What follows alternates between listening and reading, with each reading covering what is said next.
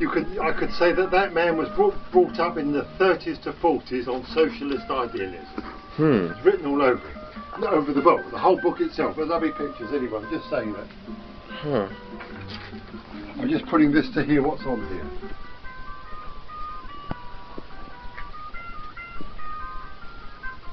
I told you I got a couple of records for about £30 and I got that one for 50p. Oh, that's good. A matter of latter. As I said to somebody else, I'm pleased to have these at all. I don't have them on my collection, and they're in superb mint condition. And if Amanda Cook's going over to see him in a month's time, I'll ask her to take the sleeves over and get him to write on them. If you don't make the effort, look what happened with Chet. I never sang, and even a tape like that would be just to keep. Yeah. Coughs and doesn't matter. It's just for you to.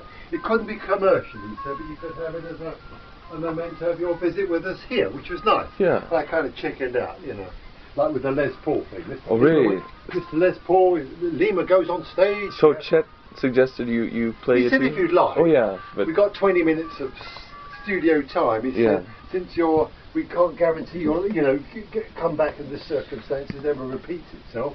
If you want to sing a little song, we'll back you. Anyway, when I looked at it all, I kind of thought, this is the very type of mic that Elvis used. This is the 20 actually pissed in, This is God, it's never ending, This is gosh, look at all me do. What's wonderful. Oh. So I'm just saying that in real life, that actually, probably, there's an element of I sort of kick myself for saying no. Well, the British sort of reserve, if you like. Yeah. Well, apparently I was talking about the man in the police station that's supposed to be on TV begging, and talking like that. And I said, yeah, it's amazing. I said, the cause for his resignation. Very good. They're all getting tough again. And I pointed out, as I said to your father, there's some, I'm going to read about it now, there was some cartoon in a Norwegian paper that no one ever heard of, and it was in Denmark, and there's a massive outcry. I said, all that tells us is how much hatred these people bear us.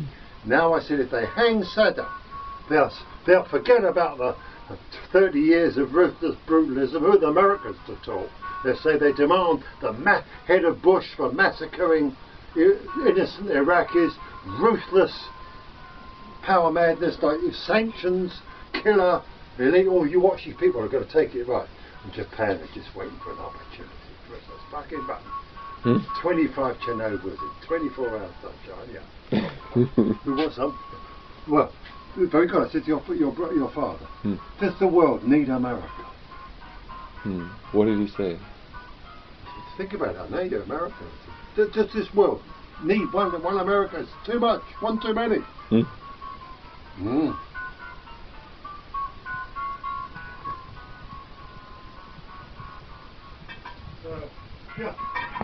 If Japan just did that,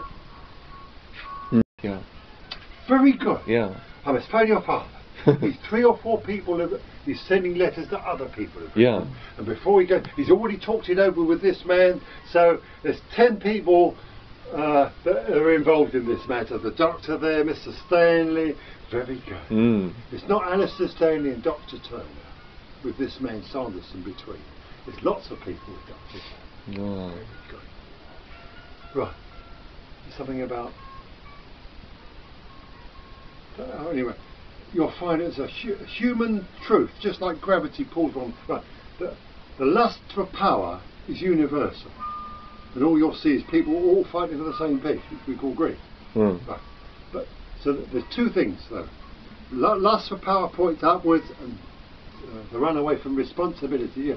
Power goes up, and responsibility goes down. And the skill I show you, like a chessboard, was this: you take the man's lust for power and work out what it is.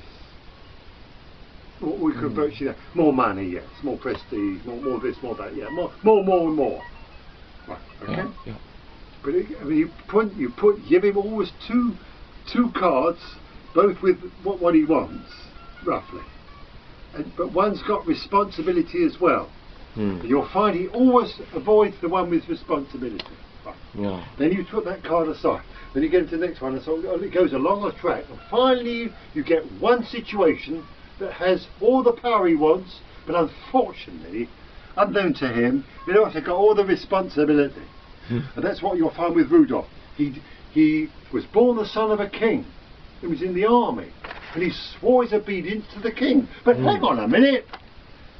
He said, I swear to the king, and in 10 years' time he's going to be king himself, whether he wants it or not. He's going to become schizophrenic. I don't want the king to give orders, and the king's obeying his own orders? Who's going to take the responsibility? The king. Oh, but kings don't take responsibility. Oh, well, who does then? Oh, that's Silver Kings.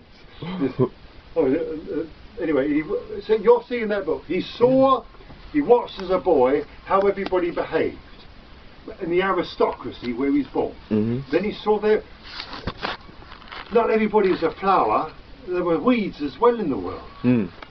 But then he saw that weeds were actually starved flowers.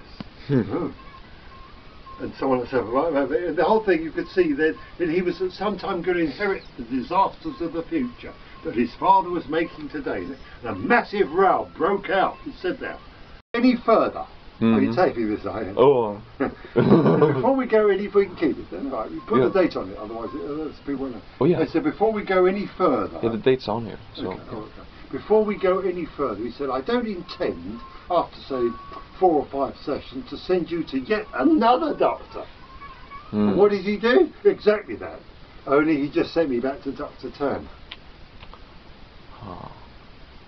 Oh yeah, the police doctor. Yes, Sent me back. exactly. Okay. That's right, there's one or two things we talked about. Yeah. Anyway, a row broke out between us, and I said, oh well, if you don't, I said, Doctor, last time I saw Bastians before I was arrested, I said, the matter stood that he'd be prepared in this case to come over and do the treatment in England, in an English hospital, if the bed and the various medications could be made available.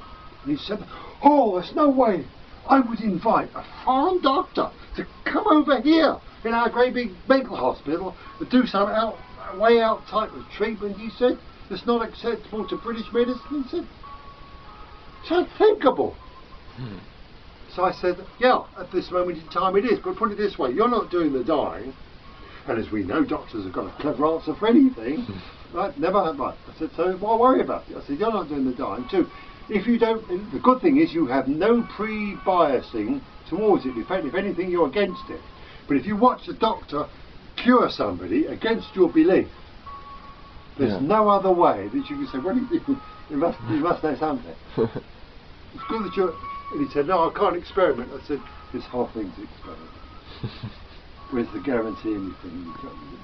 One doctor, with Danton, the famous, Robespierre Danton, when he collapsed or something, the doctor said to him, oh, he said, I'm going here to help you, and so on. He said, and finally said, because I can't actually guarantee it. Yeah, very good.